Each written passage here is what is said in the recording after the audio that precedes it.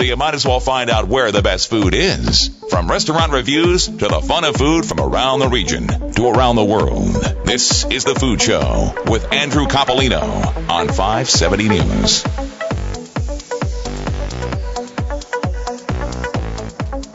And welcome to The Food Show. It's a Sunday. It's a little rainy, but that's okay. We're inside nice and warm and dry. And we're going to be talking for 1 hour about all kinds of different food and food events and maybe some technical tips as well we'll have for you. Welcome. I'm glad to have you alongside here. In just a few moments, we're going to be speaking with Adam Heinem-Smith. He's the chef and owner of El Gastronomo Vagabundo. That is a food truck, a very popular food truck that's going to be coming to Kitchener in June 25th, so just around the corner. We'll be talking to Adam about food trucks, what he does with his food truck, and food trucks in general. And I'm very pleased to have with me in the studio right now a local chef, a local cook, an all-around nice guy, Sean Duffy. He's from Nick and Nat's Uptown 21 Food and Drink. Welcome to the Food Show. Thanks for having me. We've heard you here on a couple of occasions talking about the great Iron Chef work that you guys did at the restaurant, but you're in-house here today with some tools and some equipment. Yes, I'm going to do a little knife sharpening demonstration. Yeah, and this is sort of real basic stuff, isn't it? I mean, it's an old technique. There's nothing high-tech about it at all. No, not at all. It's actually very easy to do. People might think that it's a little complicated or a little too difficult or dangerous, but once you get used to it and do it a couple times, it's great, and it's a great thing to do to your knives to keep them nice and sharp. Yeah, it's really important for proper skill, technique, and preparation and stuff, isn't it? Absolutely. It keeps your product better. Anything you're cooking at home, it looks better. It doesn't bruise rather than cut it. Crush things, yeah. That's Sean Duffy. We'll be looking forward to talking. Now, Sean, pay attention because we're going to be going out right now. We're going right now to our roving food correspondent. Beth Meriwether is with us on location at the local Greek festival in Waterloo. Beth, are you there? Yeah, hi, Andy. Hey, Beth, how's it doing? How's the weather there, first of all? Good. Actually, it's just spitting a little bit. It's pretty much holding out. We're good. Okay, so tell us a little bit, give us a little lay of the land there. What are you seeing there, and what's going on?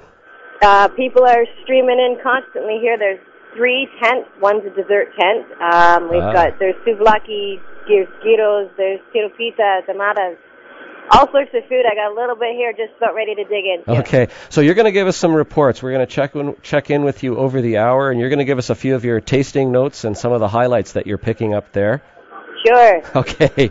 Well, stay tuned. Enjoy yourself. Yep. And we'll look forward to talking to you when you take us through all the samples that you've got.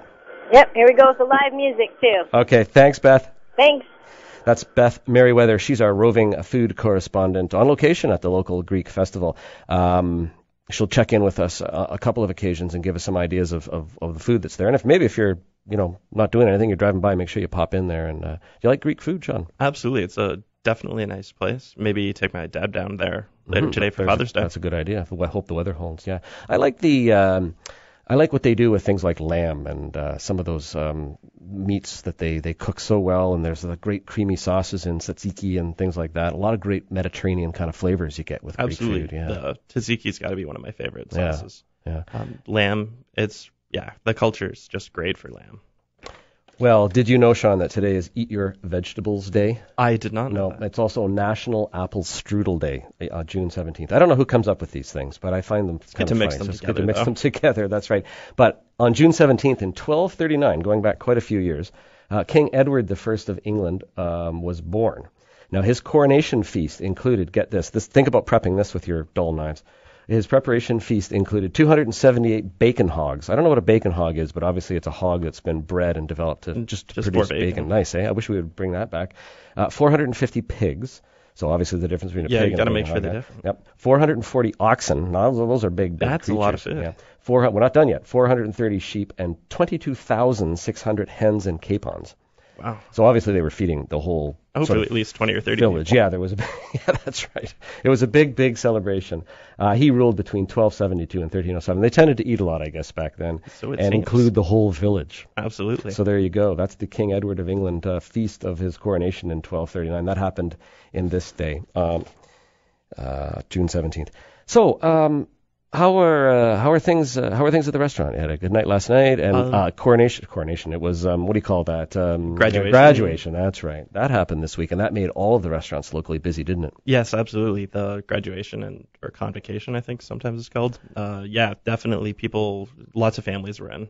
lots of larger tables. You can see kind of the younger generation nice and happy and glad to be out and about. Yeah, yeah.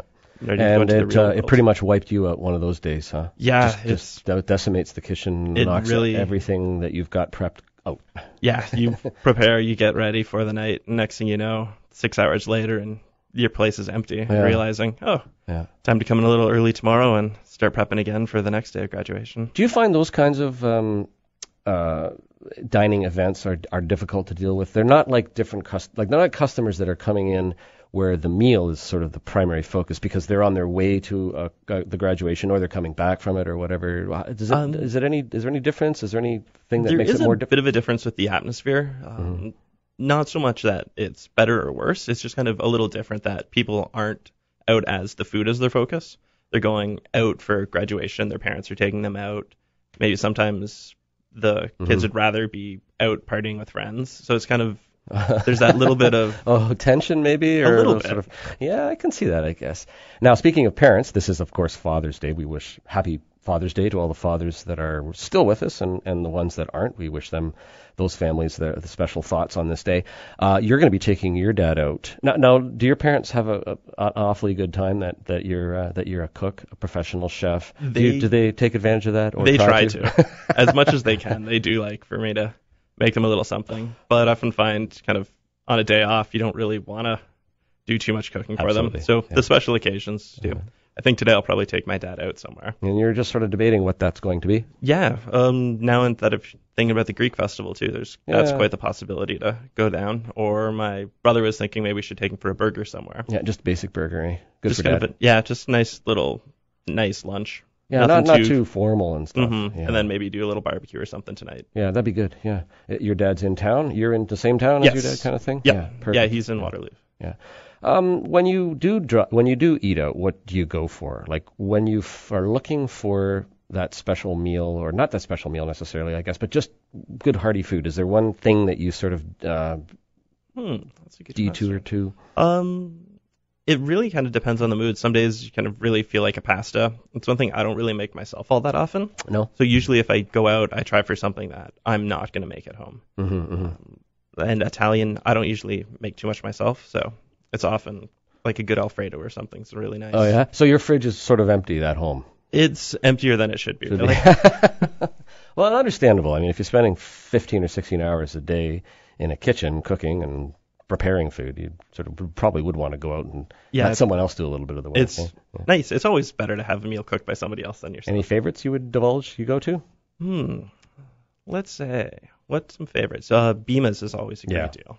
It's the food there is fantastic, and it's a very different than I usually Don't you make. think it's like the most unique restaurant probably in the region? I mean, I don't know, maybe even southwestern Ontario. I mean, there's just... It really is. Style of kind of fusion and... Yeah. And he's got that sort of French base, and then there's all the great Indonesian, Yes. Balinese kind of food that he comes up with. And it comes together so well. Yeah. It's one of those, you might not think that they're going to fuse together so well. Right. And there's that whole fusion that people think, and like, oh, great, I'm going out for fusion.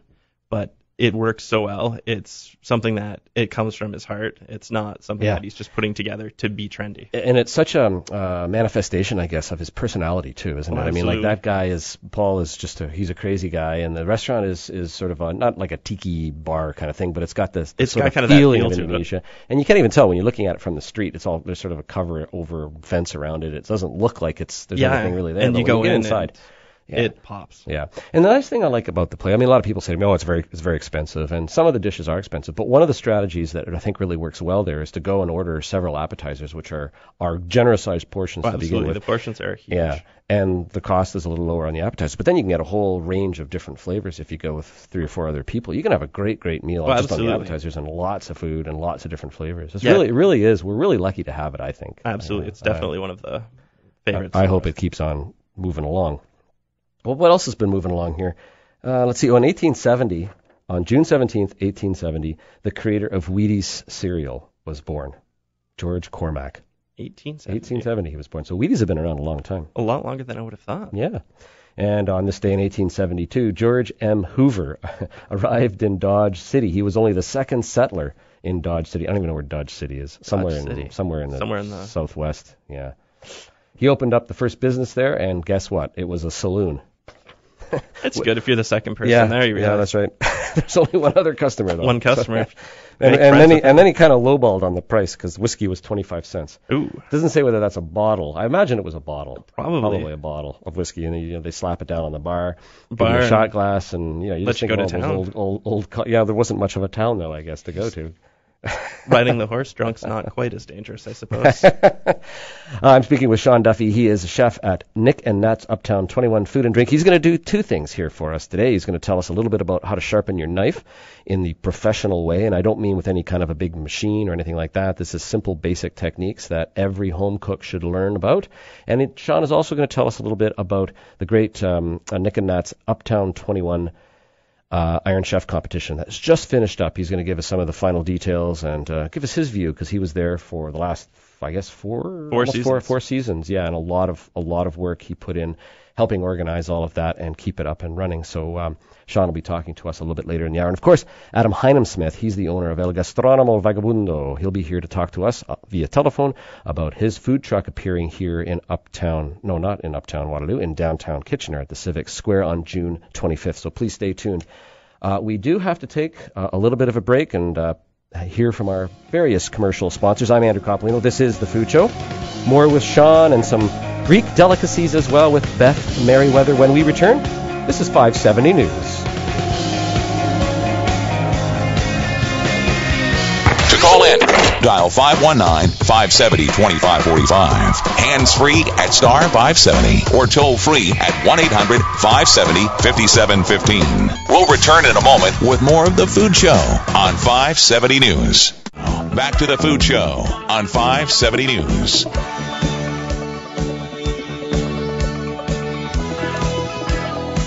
And here we are, back again. Sean Duffy's with me in the studio. This is The Food Show you're listening to. I am Andrew Coppolino, and we are now going to Beth Merriweather. She's our roving food correspondent. Are you there, Beth? Yeah, I'm here. What have you been eating? I tried some dalmatas, which is a fine leaf stuffed with wonderful rice and spices, and there was a little topita, and that's a cheese pie. Absolutely wonderful, and I have a tray full of desserts to try as well. So it must be getting busy there at the Greek Festival. It is. Yeah. Yeah. Lots of people here. The weather's holding out. The live music's on. It's great. Give us another idea about what some of the foods are that are out there so people can make There's gyros and pitas. There's Greek salads, Greek potatoes, pistachio Greek salads. You get into the desserts, you've got baklava, you've got some things that I can't pronounce. I'm sure it just means yummy. Yeah, that's true. I think that's a good way of describing it. One of the great things about honey and syrup. Yeah, one of the things I love about Greek food, when you go to a restaurant, they give you that double starch, the big plate of rice and the potatoes. Oh, yeah. I love that. Yep, lots of rice, lots of tzatziki sauce going around. It all smells wonderful. All right, well, check out some more stuff, and we'll get back to you in the next segment. Great, thanks. Okay, thanks, Beth. Bye-bye. That's our roving food correspondent. She's at the Greek Festival up in Waterloo. Beth Merriweather, we're glad that she was willing to take the time out of her day. I mean, how can you complain? You're going to eat Greek food. I mean, why not? Great day. All right, well, let's get to some technical skills now. One of the things that, what's the chef's best friend? It's obviously, besides time off and a nice comfy chair and a glass of wine or a beer, is his knife or Absolutely. her knives. And Sean Duffy from Uptown 21 is going to teach us a little bit. Proper knife care, I guess, we'll start with. I mean, you've got to take care of this important piece of equipment. It's usually a fairly expensive tool, but it's a tool that if you take care of, it can last you for your lifetime. Mm-hmm. Knives today are made of a great quality metal that it's not going to fall apart on you. You're not going to need to replace it every year, even every 15 years. You don't need to do that as long as you take care of your knife with some easy, simple tips. And one of the best things to do is hand wash. Definitely don't use a dishwasher. Okay. The chemicals in it are great for cleaning your plates.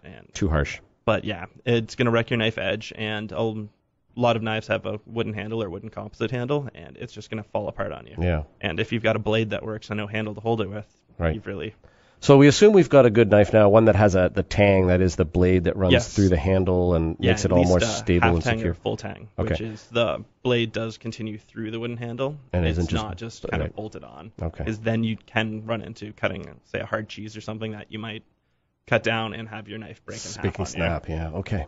So now, keeping it sharp is a very, very important. There's a safety quality to it as well. I mean, you get more serious cut. It's more dangerous when a knife is dull. It is. You so have to use need more pressure and more force on things. And then things get out of control and cut bang. through something, and next thing you know, you've gone through your apple and through half your hand. Okay, well, gee, that is serious. So we've got now a whetstone, and that's Yes. even though it's got some water on it, it's actually WHET for wet, I believe, Yes. the whetstone, and it's just like a piece of. It's originally they were natural stones that were from often like Arkansas or Oh, Japan.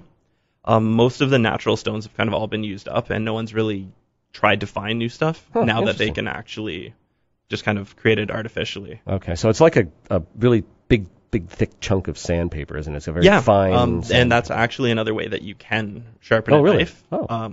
It's a technique that I haven't used personally, but I have seen people do it, that you do just get different grits of sandpaper, Wow. and it's kind of a disposable. Instead of having your stone, Okay. you just use your sandpaper. So you've just got this stone. It's about, for people on the radio that Yeah, are watching it's- on the internet at 570news.com, it's, I don't know, 7 or 8 inches and Yeah. by 2 or 3 inches across, and it Yep. sits in a little container. Yeah, And it's got a little container. What do we do? What you want to do for this type of stone is a water stone. It is the one of the two things that you need to check when you buy a stone, is either a water stone or an oil stone. Either works for you. I find water stones are a little cleaner, just that it's water. That makes sense. The oil can kind of get everywhere. Okay. But if you do have an oil stone and put water on it, you'll wreck your stone. And equally, if you put oil on a water stone, Oh, you're gonna so ruin it. oil and water don't mix. They do not. And a So whetstone. Okay. You just take your whetstone and pour some water on it. You can often have them soaking in water for Okay. 10 or 15 minutes So beforehand. that's quite a bit of water. You've put like a good You want 2 a tablespoons fairly- of water. It's actually sort of pooled You can on kind the of top a see little on bit. top and just Okay. kind of give it a little rub over with your finger. Just kind of spread it all around. Okay. And you want to take your knife you kind of hold farther along the blade than if you're actually cutting. Have your one finger up and your thumb up onto the blade Okay. so that most of the handle is sticking out past your Okay. hand. Go at about a 45-degree angle from the stone so that your blade's and then at about a 15 to 20-degree angle to the stone of your blade Okay. edge to Yeah. create a bevel. Yeah. And then all you do is go forwards. What, you're going in one direction? You can go one direction to start, just kind of until you get used to it. And a lot of people recommend doing one stroke and then turning your knife and doing the next stroke, which you do want to have an even number and equal angles on both sides so that you have a proper bevel on your knife. Right. But if you just kind of keep track too, you do 5 on one side, do 5 on the other side. Okay. It'll so make it easier. we have to be a for little you. bit precise about this so we get a good, true, Yes. precise edge. It not one that you have to be 100%. Like, oh, did I do 15 or 20? Oh, gotta That's start a over bit of again. a It's difference, okay, but yeah. 15 or 16, Okay. not really young. And then all you do is just go forwards and back in a smooth motion. If you have a straight blade, you can just go straight forwards. If you have a bit of a curve to it, just follow the curve a bit. Otherwise, in a year, 2 years, you may end up having a straight knife. It's not really a huge problem follow for the you, edge of the but shape of the knife. absolutely. Okay. Yeah. And just back and forth. It's not a really time-consuming thing. Maybe if you haven't done it in a year or two, then it probably will be 15 or 20 minutes for a knife Right. to get to a nice edge. But if you do it even once a month, actually for home use, probably even like once every 6 months. And of course, it would Probably. depend how much you do, how much Absolutely. cooking and stuff you do. If you're always cutting If you're heavy-duty cutting- stuff a daily Yep. basis, you should do this more frequently than Yes. you would if you were just doing it maybe I usually do them try once a week at the restaurant. Just keep everything in a nice once. sharp. Yeah. Keeps And it a you little would safer always for be you. on your knife, like you'd always Yep. be working. You're always so using it. And to help maintain knives is if you do have a couple different ones. For at home, it's great to have kind of like one chef knife, then a paring knife, just something to keep it kind of simple. But you don't need, like if you look in a professional kitchen, often we'll have 7, 8, 9 knives. For at home, you don't need to spend that much money on it. 1 or 2 good knives Okay. keep you safe. Okay, let's get a rhythm going here so we can take a look and hear it. Yeah, if you can hear it, it's that kind of So you're just going back and scraping forth. side. Yep. Yeah. And you're keeping that beveled edge at the right angle, about, you say, Yes. about 20 to 30 degrees, 34 degrees, 35 kind of degrees? 15 to 20. 15 to 20. Okay. Depending on what you're using, like a knife, usually in the 15 to 20, like a scalpel would be more like 10. Okay. And an axe or something that's more splitting is more of like a 30 or 40. So do you use an angle. axe very often in kitchen Not as work? often, but sometimes when you're cutting through some bones, you might think, you know what would be nice right now? Yeah, This okay. cleaver's not Look, quite doing it for me. I know they've used, you can use a scalpel if you're doing some very precise vegetable or chocolate work or Yes, something. Yeah. absolutely. But the axe, it's hard to store in the kitchen, really. Okay, so now you turn And the- now I'm just turning it Okay. just to make it easier for myself for the next knife. And once again, keep it still at about a 45-degree angle to the stone. Okay. And about your 15-degree angle in, and just back and forth. And as you're doing it, you'll notice kind of a little slurry starts to form on the top of your stone. And that's good. Time. It helps the abrasiveness. I see, and you're adding a little bit more And a little more water. water. Yeah. As you do it, you'll be able to hear kind of the stone change. Okay. The sound, like it's a lot. More Quieter meat now? Yeah. And then it kind of gets to that gritty sound like you're actually dragging on stone. And just add a little more water. And another thing that is good to mention is the grit of your stone. It's same as sandpaper. It ranges from like 20 to upwards to like 20 or 30,000. Wow. And that's like a really crazily fine sandpaper. If it's like 20,000, you would more feel like a chamois cloth. Yeah, I would think so, yeah. And for knives, it's good to have somewhere in the 800 range Okay. for kind of basic sharpening. Yep. And then you switch from your 800 stone after you've done it, say maybe 20 or 30 times per side. Then you'll switch to like 1,000, 1,200 and do the same thing again. It just helps hone your edge to a finer point, and then you can finish it with somewhere around a 2,000. I see. Okay. That's getting a little technical, but is, buying yeah. from the stores, it's a double-sided stone usually. And then if you do, say, take a chip out of your knife, then you need like a 200 or something that you can work okay, away. all right, Or yeah. often at that point, I recommend And going to take a professional for. Yeah, sure. So where could we get these? Are there restaurant supply stores? Restaurant supply stores, often just like a Canadian Tire or a Tool and Die store, or you can always order them online too. And then, but if you go to a store, it's great too. You can get really big, like butcher size ones. They call like a butcher stone. It's a tri-stone that turns and has all three of your grits for it.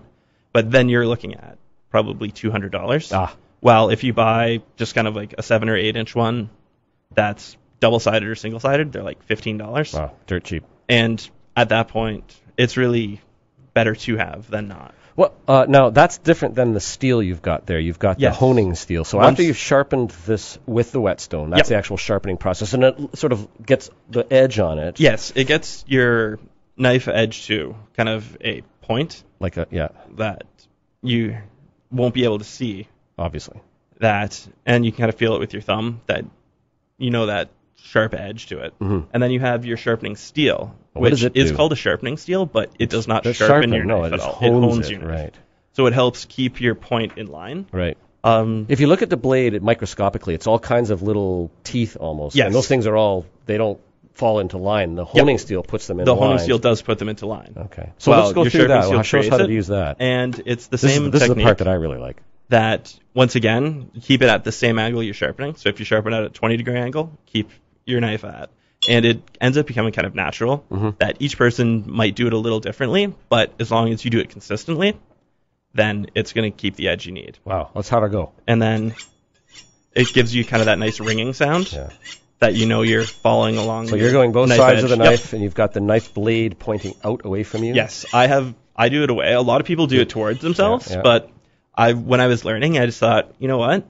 I might slash myself with this. That's okay. Let's do it the other way, and I can slash somebody else instead. Can you You go can go fast? as fast as you kind of feels good for you. Going faster isn't going to make it any better. It's just going to do it a little faster So for if you. you're So if you're learning, take your time. Then you can focus on getting the right angle and following the whole length of the blade. So if you're chopping a whole bunch of vegetables, you got a big dinner party coming up, and you're using your knife several times. You've already sharpened it once. It's good to go to your steel Yes. to hone that every short period of time to sort of realign those. If you're changing, let's say you're cutting a bunch of carrots and then you move on to some onions, it's good to do between jobs. Mm-hmm. Just nice, quick. You don't need to spend 5 minutes on it, even just 10, 15 seconds. Just gives it a couple strokes to keep your edge honed properly, and it'll help your edge live longer. And of course, after all of this stuff, you should wipe the blade off, I guess. Absolutely. It does have little when you're using, fibers, especially with the sharpening steel, you do get a little bit of the stone, and you are grinding away the knife edge, so you will end up little bits of rock and metal shavings in your food. Not the best way to do it. Yeah, you don't want that many minerals in your food. So those are definitely good to wash off. Okay.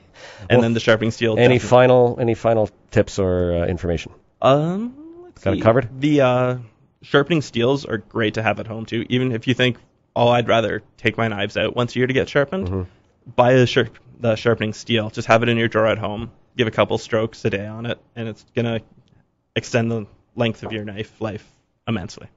Well, thank you. That's Sean Duffy. Thanks, Sean, for giving us this little bit of a tutorial. Important for the home cook and the professional cook, obviously, to have good equipment and properly sharpened knives. Absolutely. Thanks a lot, Sean.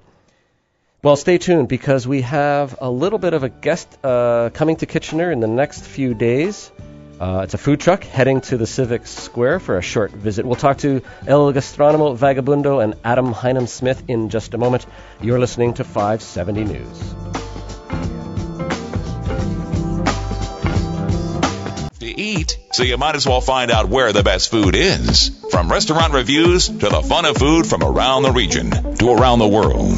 This is The Food Show with Andrew Coppolino on 570 News.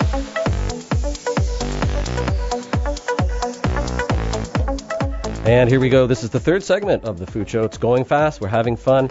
The Crazy Canuck is going to be with us next week. It's fast, fun food near the St. Jacobs Market. He'll be coming by to talk about his great little establishment out there near St. Jacobs, as well as we'll have a visit from the folks at the Uptown Waterloo Pop-Up Farmers Market. Kind of neat that it happens in Uptown Waterloo. Now, Beth Merriweather tunes in here, and she's got some information about the Greek Food Fest. Beth, what have you been eating now? Oh, I'm into the souvlaki and the salad now. Absolutely wonderful. This is the 32nd annual Greek Festival, you guys, and it's amazing. You need to come out. Is it pork souvlaki or chicken souvlaki? It is. It's pork souvlaki. It's got tomatoes and onions and wonderful spices. It's in a pita, and it comes with a salad. It's just absolutely yummy. And you're just gobbling it all down, are you? I'm sorry? You're just gobbling it all down? Oh, yeah. And look at for dessert. Dessert's coming up next then, right? Because we've had a sort of an appetizer. Well, I kind of did some desserts already. Oh, did you? So Okay. I've got that on hand as well. We're good. Okay, good. And the crowds are enjoying it. Everyone seems to be having a good time, and the weather hasn't been a detraction. No, rain's holding out. We're doing really good. It's a bit warm, but other than that, it's beautiful. All right, thanks, Beth. We'll tune in to give you a shout in just a moment, and we'll catch you for another flavor sampling. Great, thanks. That's Beth Merriweather. She's owns a local trucking firm, Carmichael Trucking, and she volunteered to become our roving food correspondent. We appreciate her taking the time because I couldn't be in two places at once. So no, it's nice to have someone out here, kind of the everyday on the streets, kind of. Yeah, absolutely. Well, we've got someone on the streets a lot now. He's coming up to Kitchener to regale us with his great food truck eats. The city of Kitchener has been working on a little project that will bring a series of some of the best food trucks to Kitchener's Civic Square for short visits. A week ago or so, Kaplansky's Thundering Thelma wowed several hundred eaters at the Civic Square, and now one of Food Truckdom's most popular operations, El Gastronomo Vagabundo, run by Adam Heinem-Smith and his business partner Tamara Jensen. Heinem-Smith joins me on the line. Hi, Adam. G'day, mate. How you doing? I can barely hear you. You got music in the background. Oh, okay. Do we have some music in the background? No, we should be clear now. Can you hear better? No, I can still only hear music, mate. You can only hear music. You can't hear me? Well, it sounds like the Greek festival's still going on. Oh, I can barely okay. hear you. All right. Can we get the Greek festival turned down or get her off the line, maybe? Our operator. There we go. Okay, there. Great. Adam, tell us a little bit about El Gastronomo Vagabundo. Basically, we're Ontario's first food truck, and we just make sure we're doing gourmet street food, and we do a lot of Southeast Asian inspired dishes and gourmet tacos. But we're not doing Mexican. A lot of people keep thinking we're an ice cream truck or we're doing Mexican food, but and no hot dogs. and no hot dogs, and yeah, exactly. So basically, we use the tortilla as a serving vessel for different flavors and textures with our food. Now, you don't have a bricks and mortar restaurant. You're a truck, and you travel around to different events and different cities, different areas of different cities, and basically sit, park, and then people line up, and you serve them some great, I guess, ethnic cuisine.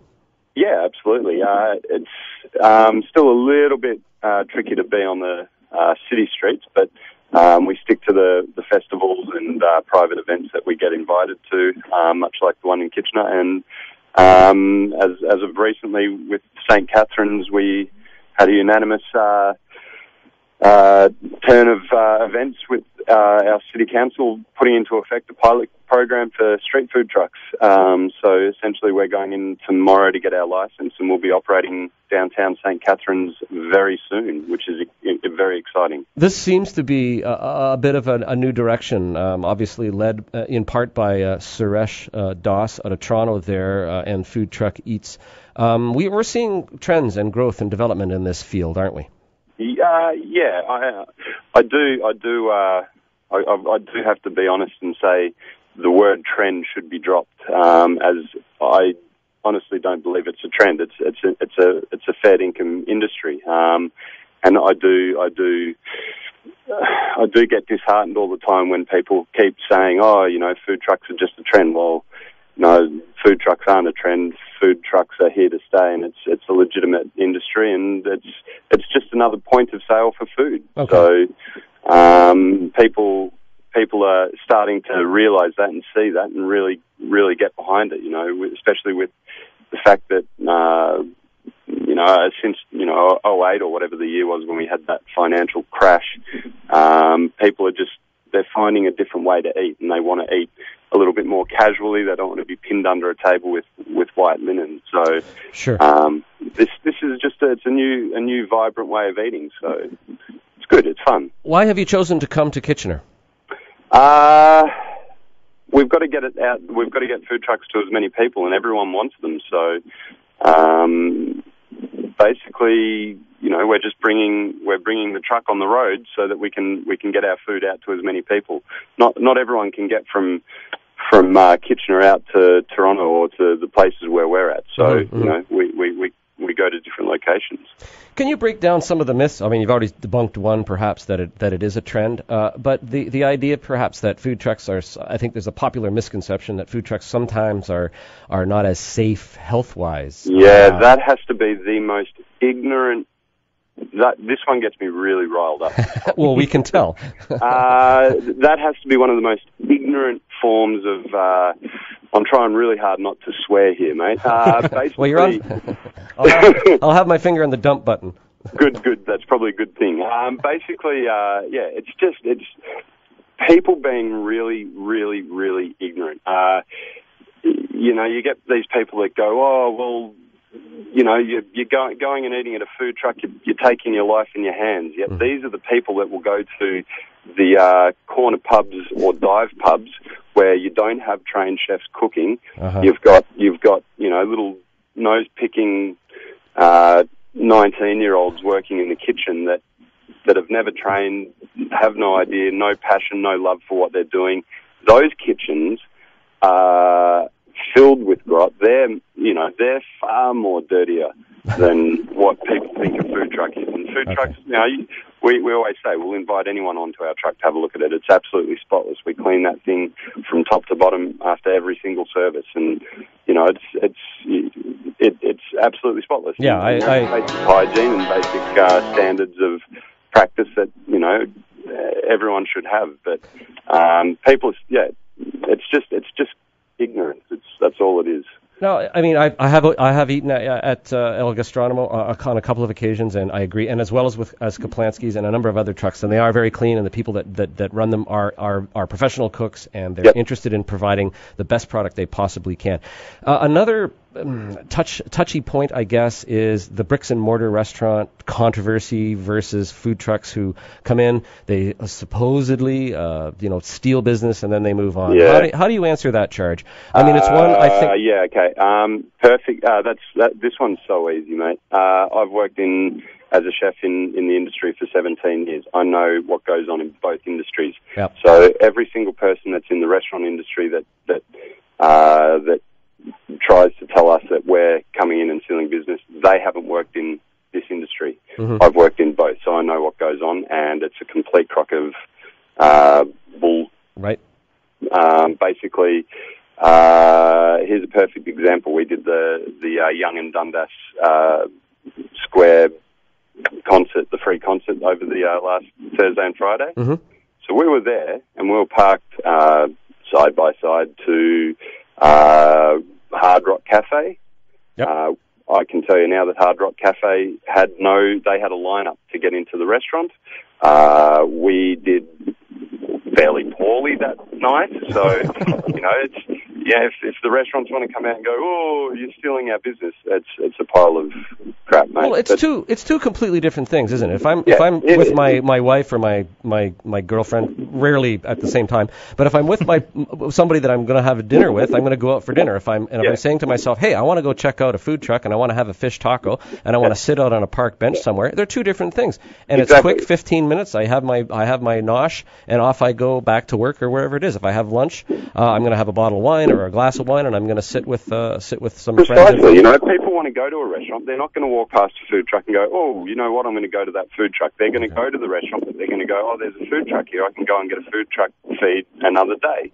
And vice versa. If they're coming to the truck, they walk past a restaurant, they'll see the restaurant, and they'll go, oh, there's a restaurant here. I'll go back to that restaurant another day. Absolutely. It vice versa. It helps. Each business helps itself out, and we're just like I said earlier. We're just another point of sale for food. There's no difference between us and a restaurant except for the fact that the restaurant has bums in seats and liquor sale. That's it. You know what I mean? Yep. We're selling food legitimately, just like a restaurant is. So, and the other thing I always like to remind people of is free enterprise, and healthy competition is good competition. You look at restaurants around the world that push themselves to get the reputation that they do. Well, the only way they can do that is by having other restaurants next to them wherever they are. The Michelin restaurants, the Hatted restaurants in Australia. They have competition from other restaurants to drive themselves to better each other. Okay. So if a restaurant's worried about me coming in and stealing business, well, they should probably try and figure out a way to compete and up their standards, and instead of driving along in a monotone fashion, okay, try and up their game. So it's healthy competition. Fair enough. Well put. Just one last point. You're going to be here in Kitchener on June 25th between 11 and 2 or so. Is that correct? Yep, that's correct. And what can we expect? What will be on the menu? Can you give any of that away yet? Everyone always asks me to. I hate having to give menus out because it all depends on what I'm feeling like. I honestly, I don't know. We'll have a couple of tacos on. We may have a dessert on, so the dessert will probably be along the lines of a banana fritter. We'll probably have fried chicken tacos with some sort of sauce that we'll come up with. I'm sure our hot smoked pineapple and habanero hot sauce will make a debut, which is phenomenal. I have to toot my own horn on that one. All right. So yeah, there'll be a couple of good varieties. Well, I think a lot of people are looking forward to it, and I'm certainly looking forward to seeing what kind of creations you come up with. And I want to thank you, Adam, for taking the time out to talk to us. You're Not a a busy worry, guy, man. and it's great to hear from you and your perspective on the trucks. And we'll look forward with welcoming arms, I think, to downtown Kitchener. Fantastic, mate. We're really looking forward to it. Thank you very much. That's Adam Heinem-Smith. He is the culinary force and the driver, probably, behind El Gastronomo Vagabundo. For more information, visit downtownkitchener.ca and elgastro.com to learn more about those food truck events. Don't go away. We have to take a quick break here. We've got to talk to Beth Merriweather and more from Sean Duffy when we come back. This is The Food Show. You're listening to 570 News. Call in. Dial 519-570-2545. Hands-free at star 570 or toll-free at 1-800-570-5715. We'll return in a moment with more of The Food Show on 570 News. Turn you now to The Food Show with Andrew Coppolino on 570 News. And there we go. This is the last bit of the food show. Thanks for staying tuned. And as always, it's a great pleasure to be able to talk to people who love food in Waterloo region. Beth, our roving food correspondent, is at the Greek Fest. Beth Merriweather, what are you eating now? Got into the scrumptious sweets. What a way to end. What a way to end. What did you eat? Lots of things with phyllo pastry. There's baklava. There is other things I can't pronounce. There are wonderful cookies, shortbread, things with honey and walnuts. They're absolutely delicious. It's been a great day there. Lots of people are enjoying the food. Yeah, it's getting pretty crowded, and they've got live performances and bands to entertain you while you enjoy the food. Lots more going on, isn't there? You bet. Have you? Can you pick out one of your favorite dishes there today? Has to be the souvlaki. Yeah. Definitely, yeah. Yep. It's perfectly spiced. It's just great. Well, that's great. Thanks a lot for doing this, Beth. We really appreciate hearing no problem. Your feedback on a great cultural event there here in our region, and of course Greek food is one of people's favorites. So thank you for doing it. Yeah, anytime. We appreciate it. Thanks. That's Beth Merriweather. She's a Twitter follower of the food show, and she also runs a trucking company called Carmichael Trucking. So thanks to Beth for being our roving food correspondent. Sean Duffy, you're not roving because you stick in one spot at Nick and Nat's, and over the last 4 seasons you've been involved very, very in depth, I guess, with the preparations and promotion and just sort of overseeing things a little bit with Nick and the other kitchen members of the Iron Chef competition. That's just wrapped up. Yes, we just finished up our 4th season of it and our final season. Kind of a bittersweet moment. Glad to see it go because it's a lot of extra work, but it was a fun time. Yeah. And it was a great way to raise some money for the food bank. And you raised quite a bit of money, too. This year we raised $3,665 for the food bank. And overall, we've raised over $8,500 in the last few seasons. Right, and what that ends up doing is translates into way more food than that. Yes, it translates to about $8 of food value per actual cash dollar raise. So it's about $64,000 But what a great value that we can't put a price on in terms of raising the profile of local restaurants, because you brought in other restaurants from other cities, from other places in Waterloo region, and it really created a dynamic kind of restaurant culture for everybody in the region. It's great to bring people in from out of town or for Toronto or people from Morriston or Cambridge. Mm-hmm. Just kind of lets people know that this is what's going on in Kitchener-Waterloo, and it's a great, vibrant food scene for people to come to. The benefit, of course, is that you guys have the open kitchen at Nick and Nat's Uptown 21, and people can look in and see, what actually is happening in the kitchen, and you're part of that on a daily basis there when you cook, and it's a fast-paced environment, but it must have been amazing for you to watch these cooks who don't know the product, they don't know the kitchen, they don't know where everything is, and all of a sudden they're putting together 3 courses over the course of, basically an hour. An hour, and it's incredible how fast that time flies by. And with people that don't know where anything is, they don't know.